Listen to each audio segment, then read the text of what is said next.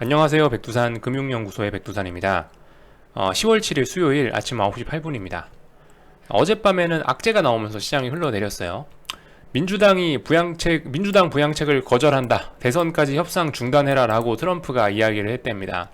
그러니까 지금까지 부양책에 대한 기대감으로 시장이 움직였었는데, 부양책에 대한 기대감으로 시장이 하방 경직성을 보인 건데, 이 기대감을 어젯밤에 깨버린 거잖아요. 그렇기 때문에 시장이 흘러내린 건 일단 당연한 것이라고, 자연스러운 현상이라고 받아들이고 있습니다. 근데 여기서 이제 간단하게 제 개인적인 생각을 말씀을 드려보자면은, 약간 좀 이거 정치적인 쇼가 아닌가라는 생각이 들어요. 지금 지지율 떨어지고 있잖아요, 상대 후보에 비해서. 그래서 지지율을 올려야 되는데, 지지율을 올리려면은 그래도 부양책 통과하는 게 좀 낫지 않겠습니까? 그죠? 대신에 이렇게 트럼프가 나서서 민주당의 부양책을 거절한다라고 얘기를 한다는 것은 결과적으로 나중에 언젠가 이 부양책을 통과시킨 그 공을 자기 것으로 돌리기 위한 그런 카드가 아닌가라는 생각이 들어요. 이거를 좀 예를 들어서 좀 표현을 해 드려 보자면요. 옛날 사극 같은 거 보면은 이런 장면들을 많이 보셨을 겁니다. 전하가 이상한 소리를 해요. 그럼 신하들이 모여들어서 전하 통촉해 주시옵소서 그러잖아요. 제발 제발 그런 소리 하지 말고 전하 정신 차리세요라는 얘기를 그렇게 표현을 하잖아요.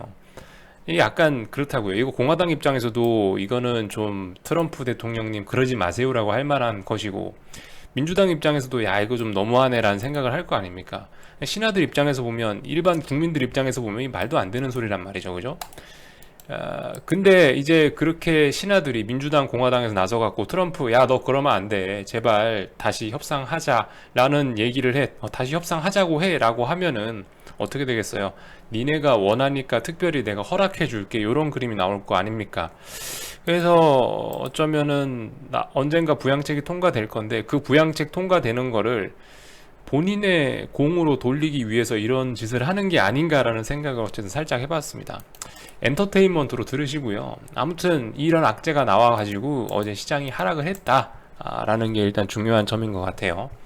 그리고 어제 파월의장도 좀 안 좋은 얘기를 해주긴 했어요.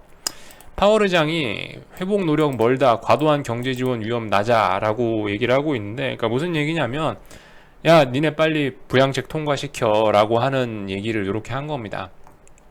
아무튼 그 마이너스 금리 사용 계획 없다고 하고요. 그리고 뭐 어쨌든 지금 경제 상황이 뭐 별로 좋지 않다 이런 얘기를 한 겁니다. 이런 트럼프와 파월 의장의 힘이 합쳐져서 어제는 시장이 조금 하락을 했죠. 그래서 좀 내용을 살펴보시면 뭐 다우가 1.3%, 나스닥이 1.5%, S&P가 1.4% 골고루 많이 빠졌는데, 어제 이렇게 시장 상황을 보고 있으면 나스닥이 어쨌든 조금 더 주도적으로 시장을 끌어내리더라라는 감은 있었습니다. 왜냐하면 처음에 보면은 S&P랑 다우는 그래도 좀 버텼는데 FANG가 시장을 좀 끌어내리고 있었거든요. 어쨌든 그래서 보시면은 오늘 낙폭 보시면 대형주들, 나스닥 대형주들이 확실히 좀 낙폭이 크고 많이 빠졌다는 것을 보실 수가 있겠습니다. 어제 하락 종목 수 4,700 종목 62% 빠지고 34% 오르고, 요 정도 전형적인 어떤 하락장의 모습이 나온 것이죠. 자, 그래서 조금 디테일을 살펴보자면은 이런 것들을 보실 수가 있을 것 같아요. 뭐 간단하죠. 박스권 상단 어제 탁 터치한 거예요. 탁 터치하고 나서 밀린 겁니다. S&P 말씀드렸던 박스권 상단 한 3,420 정도 제가 선 그어놨죠. 어제 고점 3,421 찍고 나서 밀렸죠. 나스닥도 그래요. 나스닥도 보시면은 박스권 상단이 정확하게 분봉에서 따지면은 한 11,580 정도 되고요. 일봉상으로 보면 한 11,530 정도 되는데 어제 고점 11,524 찍고 밀렸습니다. 일단. 하지만 이제 여기서 뭐 추세적으로 연속성이 이어지는지를 봐야 된다라는 겁니다. 지금 현재로서 그림이 어떻게 되냐면은 S&P나 나스닥이나 둘 다 이 큰 박스권 안에 가운데 자리에 딱 걸쳐 있는 거죠. 자, 이 가운데 자리에 걸쳐 있는 겁니다. 선 대충 그을게요. 여기 있는 이 선이 이 박스권을 절반으로 나눈 자리란 거예요. 지금 어쨌든 이 박스권 그 절반 위쪽 자리에 있거든요. 빨리 이 박스권 밑에 쪽으로 내려오는지, 이 밑에 쪽으로 내려오면은 좀 뭔가를 더 좀 강하게 할 수 있을 것이고, 아직 이 위에서 놀면은 아직까지 어떤 상승에 대한 기대감은 그래도 조금 남아 있는 것이고, 그죠? 그래서 어젯밤에 미국장이 했던 거는 박스권 상단을 일단 탁 터치하고 밀렸다는 것이 일단 어젯밤에 한 것이고요. 그래서 이 앞으로 보셔야 될 거는 이게 이제 연속적으로 흐름이 이어져 가지고 이 박스권의 가운데 자리를 깨서 이 박스권 아래쪽으로 내려갈 수 있느냐 없느냐 여부를 좀 잘 보시면 될 것 같습니다. 솔직히 몰라요. 오늘 밤에 이래놓고 또 여기 지지하는 흐름 나올 수도 있다라는 거. 참고로 오늘 밤에 이벤트가 있죠. 오늘 밤에 이제 FOMC 의사록 공개가 있고, 그리고 저는 사실 오늘인 줄 알았거든요. 삼성전자 실적 발표가 오늘인 줄 알았는데, 신문기사에 보면 두 가지 다 나와 있더라고요. 7일날 실적 발표라는 데도 있고, 8일날 실적 발표라는 데도 있는데, 오늘 조용한 거 보니까 8일인가 봐요.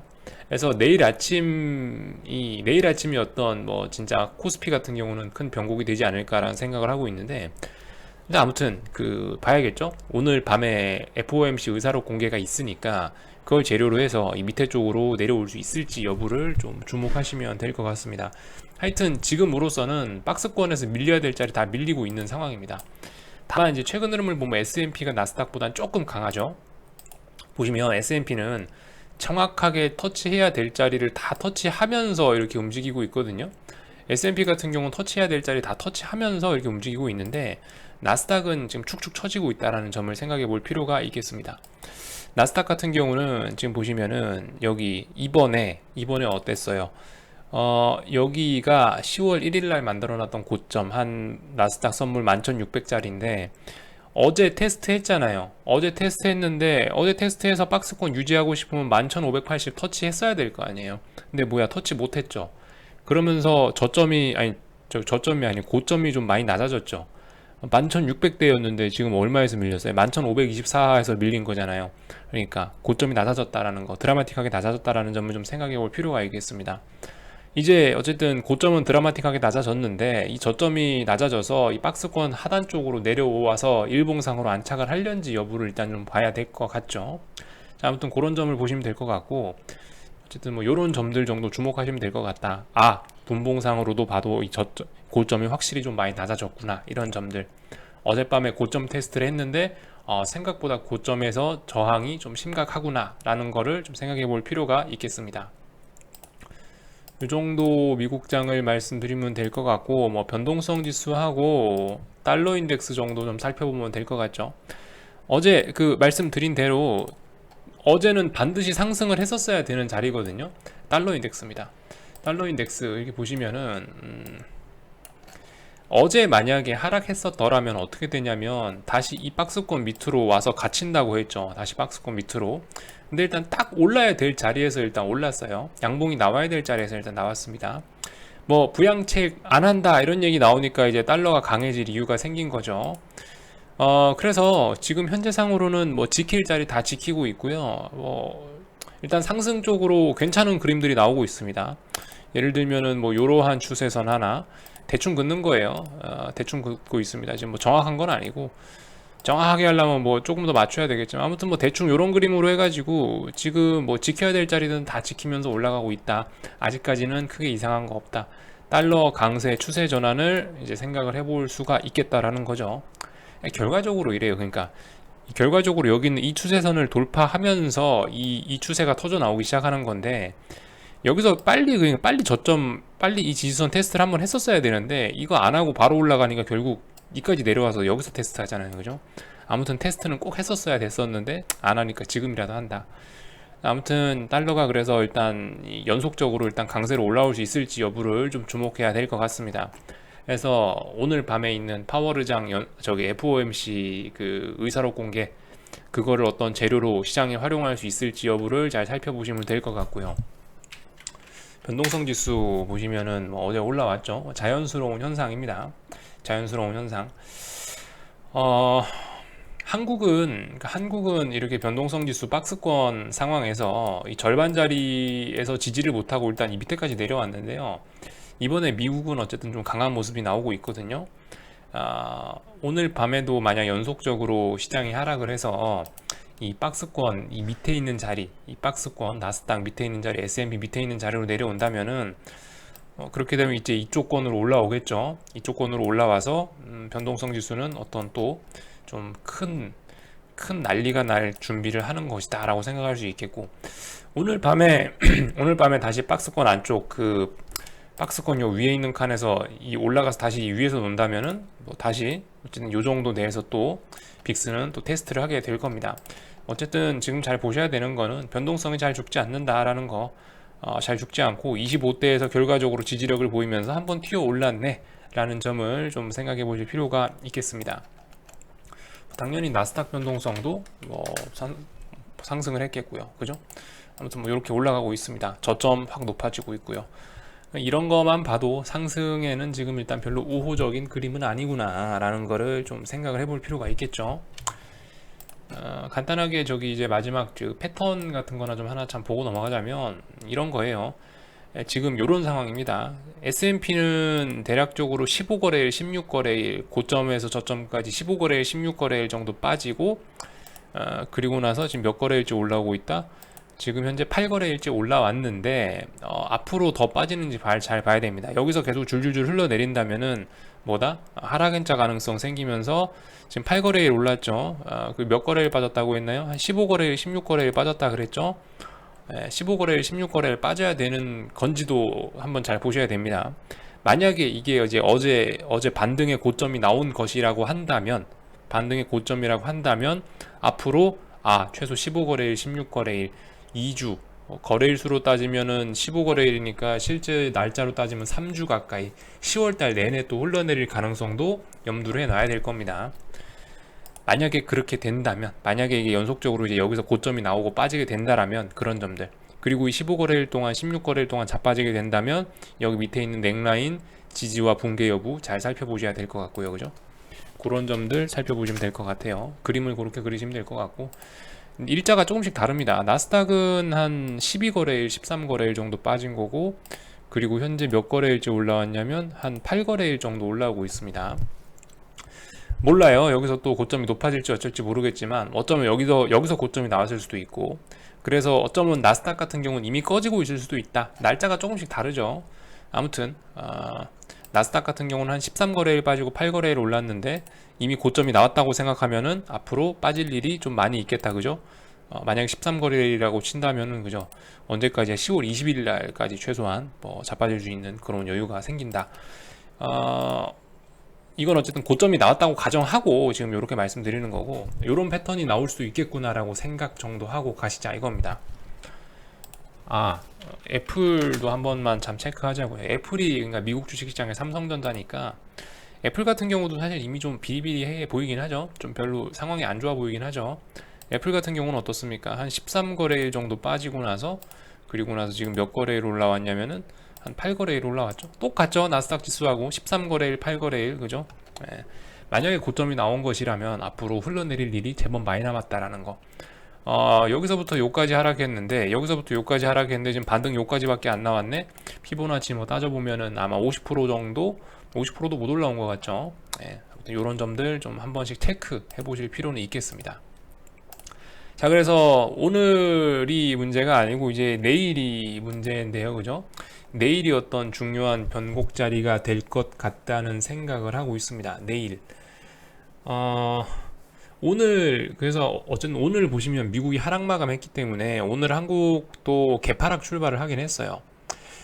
사실 이제 제 개인적인 생각은 그래요. 오늘, 그러니까 삼성전자 실적이 내일 발표가 되잖아요. 그리고 FOMC 회의도, FOMC 의사록 공개도 오늘 밤인데요.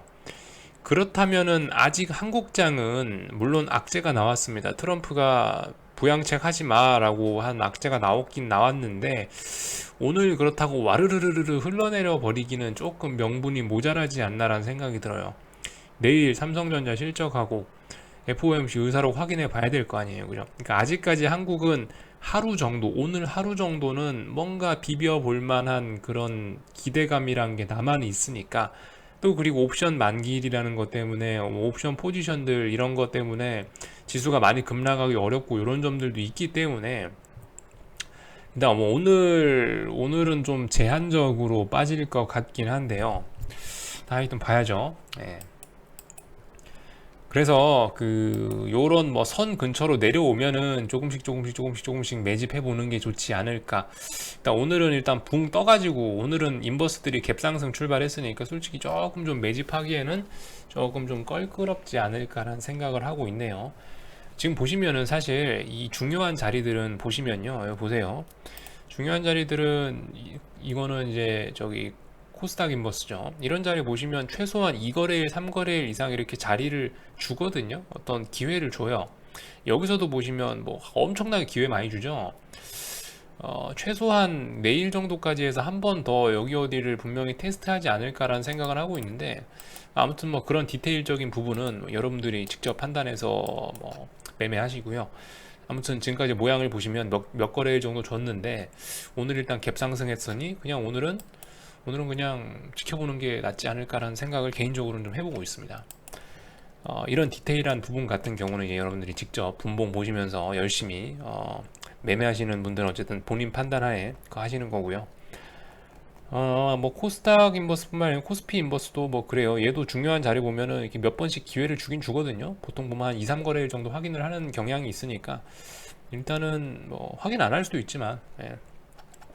아무튼 그런 경향이 있으니 한번 뭐 살펴보자. 한번 조금 더 저는 일단 조금 더 기다려 볼랍니다. 내일 아침을 뭔가 잘해야 되지 않을까라는 생각. 내일 아침에 만약에 뭐 지수가 갭상승 출발해가지고 코스닥 인버스 같은 게 다시 이게 5,165원대로 내려오거나 뭐 이런 모습 보이면은 아마 내일 정도 잡아보는 것도 나쁘지 않을까라는 생각. 차라리 내일 정도 잡아보는 게 더 좋지 않을까라는 생각 정도를 해보고 있습니다. 물론 이제 오늘 시장 잘 봐야겠죠. 오늘 시장 상황 잘 봐야 될 겁니다. 오늘 시장 상황에 따라서 뭐 오늘 예를 들어 갑자기 지수가 확 오르면서 다시 코스닥 인버스가 뭐 5,165원대로 내려오면 여기서 또 한번 잡아볼 수 있을 거고, 하여튼 그런 식으로 대응은 알아서 하셔야겠죠, 그죠? 아무튼 지금 이렇게 한 번에 미국장 하락했다고 개파락으로 이렇게 출발하고 있는데 이렇게 나오는 건 솔직히 별로 좋지는 않습니다. 왜냐면 이런 데 보시면 아시겠죠? 이게 어떻게 돼요? 이런 식으로 올라오는 건 풋옵션이 잘 살아나는 그림이 아니란 말이죠. 최소한 풋옵션이 여기 어딘가에서 2, 3거래일 정도 지지력을 테스트해 주고 나서 올라오는 게 보통 일반적인 현상인데, 콜옵션 보시면 이번에 그런 모양 나오죠. 콜옵션 보시면 그렇잖아요. 여기서 몇 거래일 동안 저점 지지력 보이면서 개기니까 그래도 한 번이라도 튀어 오르잖아요, 그죠? 근데 풋옵션 같은 경우는 어떻습니까? 지금 현재 V자로 톡 튀어 올라오고 있죠. 그러니까 풋옵션 같은 경우도 얘가 살아나고 지수가 하락 쪽으로 좀 방향을 많이 잡고 싶으면은 아마 2, 3일 정도는 여기서 좀 어떤 지지력을 보여줘야 되지 않을까라는 생각이 들어요. 그래야 좀 본격적으로 갈 수 있지 않을까. 지금 하는 얘기가 뭐예요? 인버스건 뭐건 어떤 중요한 자리에서 2, 3거래일 정도 지지력을 확보한 뒤에 올라가지 않을까라는 얘기를 하고 있는 겁니다. 정답은 아니고 안 그럴 수도 있고 또 V자로 톡 튀어 올라갈지도 모르죠. 어쨌든 뭐 요거는 참고만 하시고요. 그런 디테일적인 거는 여러분들이 판단해서 직접 알아서 매매하시면 될 것 같습니다. 궁금한 거는 리플 남겨주시고요. 여기서 마치도록 하겠습니다. 또 저녁에 뵐게요.